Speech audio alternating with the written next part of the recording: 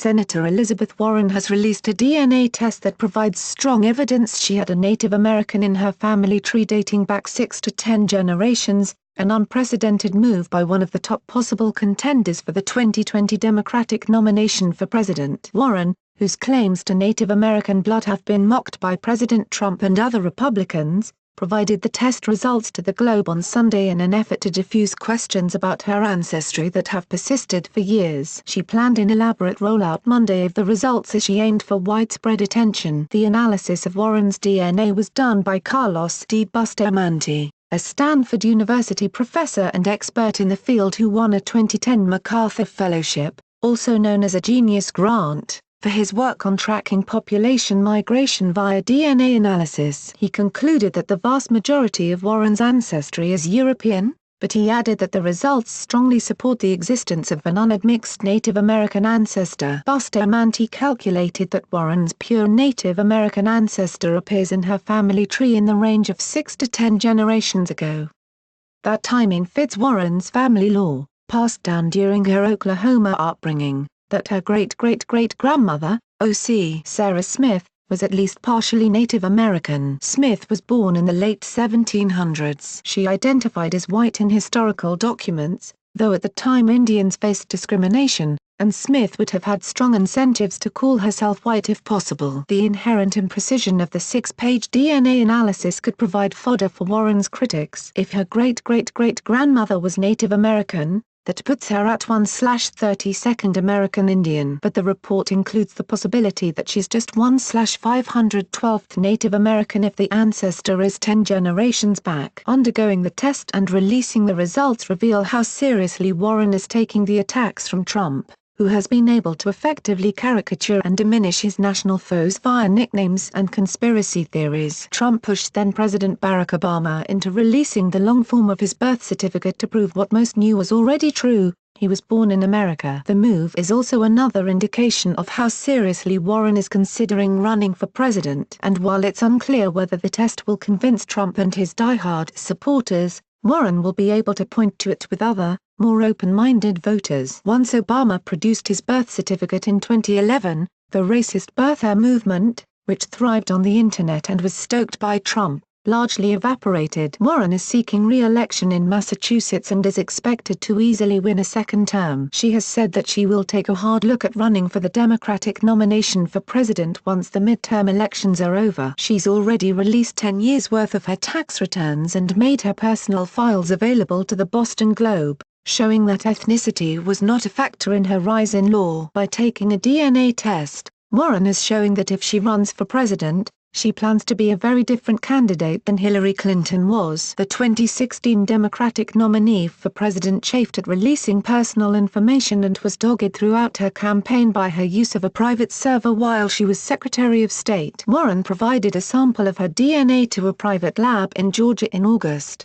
According to one of the senator's aides, the data from that test was sent to Bustamante and his team for analysis. Warren received the report last week. Warren didn't use a commercial service, but Bustamante is on the Scientific Advisory Board for Ancestry, which provides commercial DNA tests. He's also consulted on a project for 23andMe, another major DNA testing company. Warren said she was committed to releasing the report regardless of the results. However, Warren's aides would not say whether she or any of her 3 siblings had previously done a commercial DNA test that would have provided them with some assurance about Bustamante's analysis. There were 5 parts of Warren's DNA that signaled she had a Native American ancestor, according to the report. The largest piece of Native American DNA was found on her 10th chromosome, according to the report. Each human has 23 pairs of chromosomes. It really stood out, said Bustamante in an interview. We found 5 segments, and that long segment was pretty significant. It tells us about one ancestor,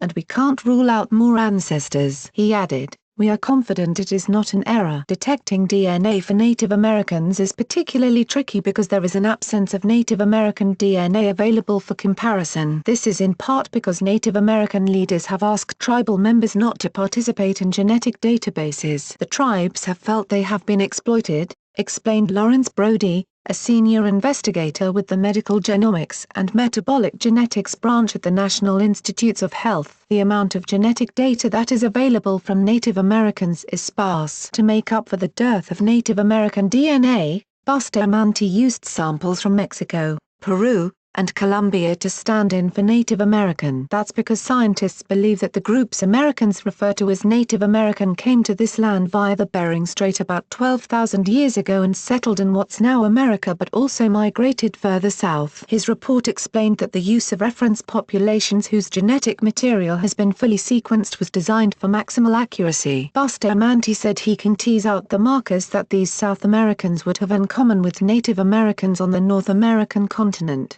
Bustamante also compared Warren's DNA to white populations in Utah and Great Britain to determine if the amounts of Native American markers in Warren's sample were significant or just background noise. Warren has 12 times more Native American blood than a white person from Great Britain and 10 times more than a white person from Utah, the report found. Warren has come under blistering attacks from Trump for making claims of Native American heritage. His taunts of her as Pocahontas have become part of his standard rally monologue. Earlier this month at rally in Iowa, Trump said he hoped Warren would run for president because it would allow him to find out whether or not she has Indian blood. In July, during a rally in Montana, Trump imagined debating Warren during the 2020 presidential election and said that he'd try to make her take a DNA test by throwing it at her on stage. "We have to do it gently, because we're in the #MeToo generation, so we have to be very gentle," Trump said. He also offered to provide $1 million to her charity of choice if she takes the test. Warren's Senate campaign has used clips from Trump and his spokeswoman Sarah Sanders attacking her for making the Native American claims in a slickly produced video it planned to distribute Monday morning. It includes a scene of Warren and her 3 older brothers discussing the issue. There's even footage of Warren calling Bustamante to get the results of her DNA test. "The president likes to call my mom a liar. What do the facts say?"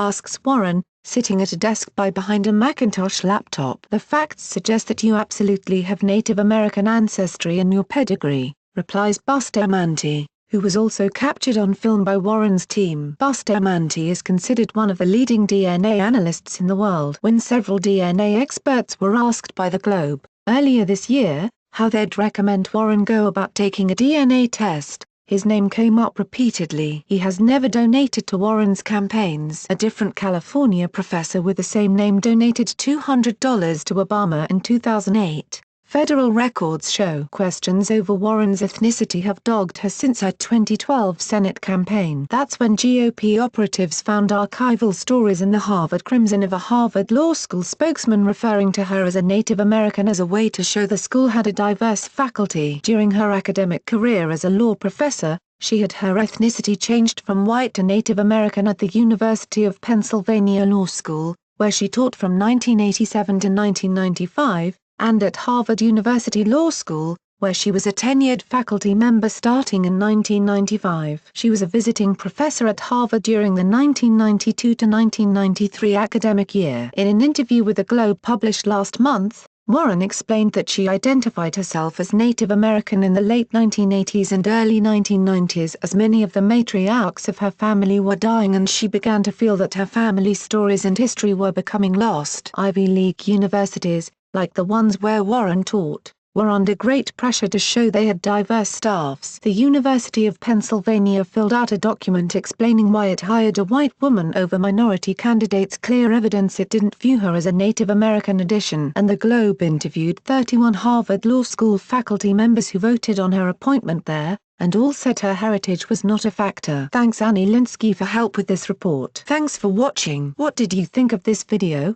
Let us know in the comments section below. You can also subscribe for more videos like these in your inbox. Now if you are seeking the latest trends in fashion, and electronics and gifts and more of the coolest things that you never knew existed at the best prices, please feel free to visit www.atthismall.com. Once again that is www.atthismall.com.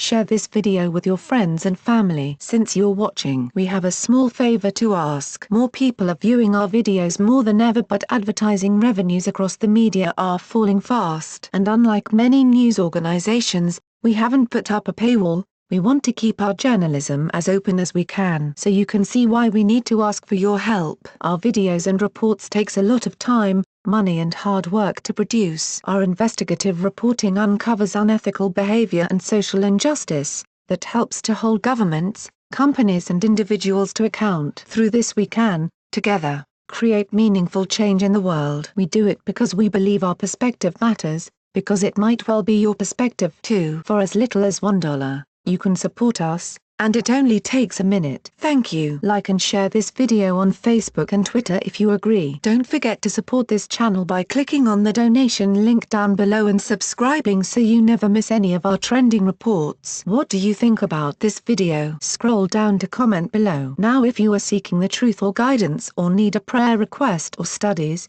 please visit followyesshua.com at www.follow.now.com. Please note that we have changed to a new YouTube channel, the link is in the description box below. Please subscribe to the new channel, as this one will no longer have new videos and reports posted to it anymore.